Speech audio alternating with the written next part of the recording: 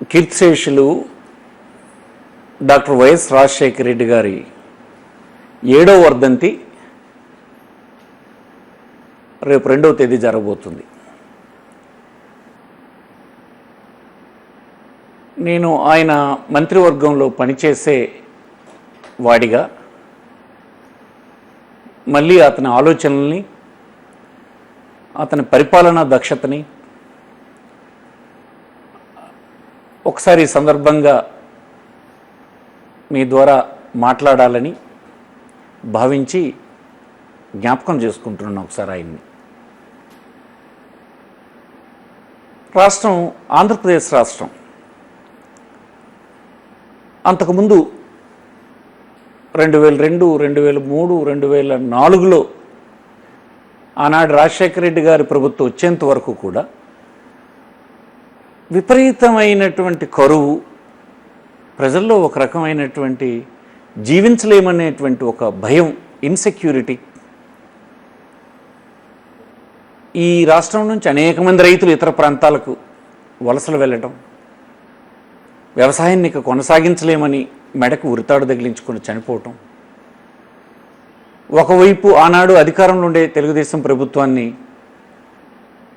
శాసనసభలోనూ వెలుపల రాజశేఖర రెడ్డి గారిని వారు కానీ, వారితో ఉన్నటువంటి మేము కానీ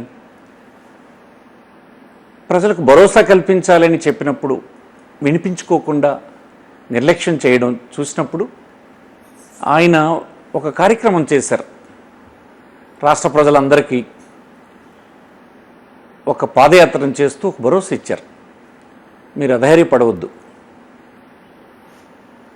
మళ్ళీ మేము ప్రభుత్వంలోకి వస్తాం, మీ ఆకాంక్షలకు అనుగుణంగా మంచి రోజులు మీకు వస్తాయి, చేస్తానని చెప్పారు. ఖచ్చితంగా అదేవిధంగా అతను పరిపాలనని సాగించినారని ఇప్పుడు మళ్ళీ మీకు జ్ఞాపకం చేస్తుంది. మన రాజ్యాంగ సూత్రాలు ఏవైతే ఆదేశిక సూత్రాలు ఉన్నాయో, ఆదేశిక సూత్రాలని తూచా తప్పకుండా ఒక రాష్ట్ర ప్రభుత్వం ఆచరించి అమలు చేసినటువంటి ముఖ్యమంత్రిగా ఆయన్ని దేశంలో మనం చెప్పొచ్చు. కొంతమంది ఈర్ష్యపడవచ్చు, కానీ మీరు ఆనాడున్నటువంటి కార్యక్రమాలను ఒక్కసారి వెనక్కి వెళ్ళి చూడండి. 2 సంవత్సరాలు అతను పరిపాలన అయినప్పుడు ఆయన సర్వం బీదవాళ్ళకు సమకూరిస్తే, సామాన్యులకు సమకూర్చినప్పుడు ఒకవైపు మళ్ళీ రైతులు వచ్చి మా పరిస్థితులు బాగులేవని విజ్ఞాపనలు తీసుకుని అతని ఇంటి వద్దకు వచ్చినప్పుడు అతను ఆలోచించేశారు, ఎందుకు ఇన్ని రకాల సహకారాన్ని అందిస్తున్నా ఇంకా ఆందోళనతో, ఆవేదనతో, నిస్పృహలో ఉన్నారు ఎందుకని ఆలోచించినప్పుడే ఆయనకు ఒకటి అర్థమైంది. ఒక ఉమ్మడి కుటుంబంలో వారికి ఉండేటువంటి అరకొర ఆదాయం ఎవరో ఒకరు అనారోగ్యం పాలైనప్పుడు ఈ హాస్పిటల్లో పెద్ద ఎత్తున వారు దాన్ని ఫీజుల రూపేణా చెల్లించడంతోనే కుటుంబాలు చిదిగిపోతూ ఉండేవి. ఆనాడు వచ్చినటువంటి ఆలోచనే ఆరోగ్యశ్రీ. ఎంత భరోసా ఇచ్చింది అది. ఒక బీదవాడు అంతకుముందు తన కుటుంబంలో ఒక వ్యక్తి అనారోగ్యంతో ఇంటి ముందు పడి ఉంటే కుటుంబ సభ్యులంతా అతని చుట్టూ చేరి ఇతను మరణించేంత వరకు రోధించడం తప్ప ఏమీ చేయలేని నిస్సహాయ స్థితిలో ఉన్నటువంటి కుటుంబానికి నేరుగా ఒక్క నయాపైస చెల్లించకుండా కార్పొరేట్ వైద్యం పొంది దర్జాగా ఇంటికి రావాల్సినటువంటి సదుపాయం వచ్చినప్పుడు వారిలో ఎంత కాన్ఫిడెన్స్ ప్రభుత్వాల మీద కుదిరిపోయిందనంటే ప్రత్యక్ష సాక్షి నేను. మాలాంటి వారు బ్రతుకులు ఇంతే, మాలాంటి వారికి రోగం వస్తే చనిపోవడం మినహా మాకేం గతి లేదు, ఎందుకంటే ఏం చేయగలం అనేటువంటి పరిస్థితి కదా ఆనాడు రాష్ట్రంలో. అప్పుడు ఆయన ఆలోచనే కార్పొరేట్ వైద్యం అందించింది. ఆ కార్పొరేట్ వైద్యం అందించడానికి అసలు మూల కారణం ఏంటంటే కొన్ని సంక్షేమ కార్యక్రమాలు ప్రభుత్వాలు అమలు చేస్తున్నప్పటికీ కూడా వారిలో ఉండే నిస్పృహ ఎలా తొలగించాలన్నప్పుడు కొన్ని కేస్ స్టడీలు చేసినప్పుడు అర్థమైంది అతనికి.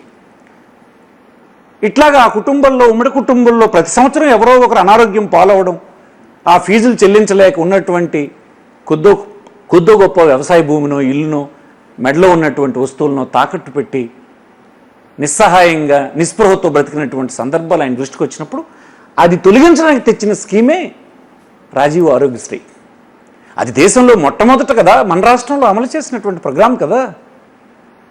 అది ఒక రాజకీయ పార్టీ అని కానీ, మా రాజకీయ పార్టీకి ఓటేసావా అని కానీ, రేపు రాజకీయ పార్టీ మా పార్టీకి సపోర్ట్ చేస్తామని కానీ, లేదు మా కులం వాడు కానీ, మా మతం వాడు కానీ, లేదు ఒక వర్గం అని కానీ చూడలేదు కదా. అది ఎంత హాయిగా, ఎంత కాన్ఫిడెన్స్తో ప్రజల సదుపాయాన్ని పొందినటువంటిది జ్ఞాపకం వచ్చినప్పుడు అతను మహనీయుడని ఎవరైనా మానరు కదా. మీరు అలాంటివే కొన్ని తీసుకోండి. చిన్న ఉదాహరణ చెప్తాను. హౌసింగ్ అనేది ఈ రాష్ట్రంలో ప్రతివాడికి ఇల్లు కట్టాలన్నది ఎంత కాన్ఫిడెంట్గా అతను చెప్పేవాడు అన్నాడు. ఏదైనా ఒక బహిరంగ సభలో మాట్లాడితే అతను చెప్పేవాడు. మళ్ళీ ఈ ప్రాంతానికి వచ్చి ఒక బహిరంగ సభలో నేను మాట్లాడి మీకు ఎవరికైనా పక్కా ఇల్లు లేదా అని అడిగితే ఏ ఒక్కరు కూడా చెయ్యెత్తడానికి వీలు లేదు అని ధైర్యంగా చెప్పేవాడు అతను.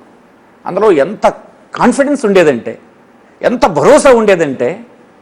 అలాగే అతను తీసుకున్నటువంటి ప్రోగ్రాం రాష్ట్రంలో పేదవాళ్ళందరికీ ఇల్లు వచ్చాయి కదా. నేడు మా జిల్లా ఉదాహరణ, ఇచ్చాపూర్ నుంచి రణస్థలం వరకు 170 కిలోమీటర్లలో ఫిషర్మ్యాన్ అందరికీ ఇల్లు వచ్చాయంటే ఎవరి వల్ల వచ్చాయి చెప్పమనండి. రాజకీయాలు కాదు కానీ. మొన్న హుదూద్ తుఫాన్ వస్తే శ్రీకాకుళం, విజయనగరం, విశాఖపట్నం తీరంలో ఉండేటువంటి ఒక ఇల్లు పడిపోలేదు. కారణం ఎవరు చెప్పండి? 60 సంవత్సరాలు అనేక మంది పరిపాలన చేసిన సందర్భాల్లో ఈ సమస్య నిరంతరం వేధిస్తుండేది సముద్రపోటులో ఉన్నటువంటి గ్రామాలన్నింటినీ. ఒక ఇల్లు ఎగిరిపోలేదంటే మీరు ఆశ్చర్యపోతారు. కొండల మీద నుంచి చెట్లు ఎగిరిపోయినాయి, తాటి చెట్లు పడిపోయినాయి, ఇల్లు పోలేదు. అతను ఇచ్చినటువంటి పక్కా హౌసింగే కదా. ఆ హౌసింగ్ ఎలా ఇచ్చేవారు? పక్క వ్యతిరేకైన అతని పేదరికాన్నే అర్హతగా చూసి ఇచ్చినటువంటి సందర్భం. ఇవ్వనటువంటి అధికారిని ప్రశ్నించి మరీ ఇచ్చేటువంటి వాతావరణం నాడు పరిపాలనలో ఉండేది. అంతే కదా, అందరికీ హౌసింగ్ వచ్చింది ఈ రాష్ట్రంలో. ఇదే కాదు, మీరు చూడండి, వృద్ధాప్య భద్రత ప్రతి వృద్ధుడికి ఒక 200 రూపాయలు ప్రతి నెల అందించే కార్యక్రమం, 70 లక్షల మందికి పెన్షన్లు అందించే కార్యక్రమం జరుగుతుండేది. తర్వాత వచ్చిన ప్రభుత్వాలు కూడా పెన్షన్ అందిస్తున్నామని చెప్తారు. కానీ మీరు ఎలా అందిస్తున్నారు అవి? మా రాజకీయ పార్టీకి ఓటేసారా, మా కిరికిరి కమిటీకి మీ విల్లింగ్ ఉందా, ఇది కదా. అది కాదు కదా.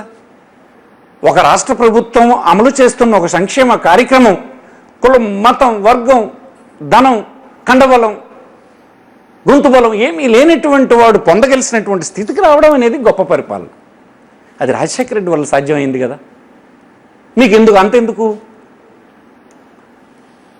ట్రిబుల్-ఐటీలు అందరూ ఒక తల్లిదండ్రులు, నా బిడ్డడు తెలివైన వాడు, చదువుకుంటానని ఆసక్తి ఉంది, కానీ నేను ఉన్నత విద్యను వాడిని చదివించలేననేటువంటి వాడి ఆర్థిక స్తోమతను చూసి బాధపడుతున్నప్పుడు ఆయన తీసుకొచ్చిందే ఫీజు రీఎంబర్స్మెంట్.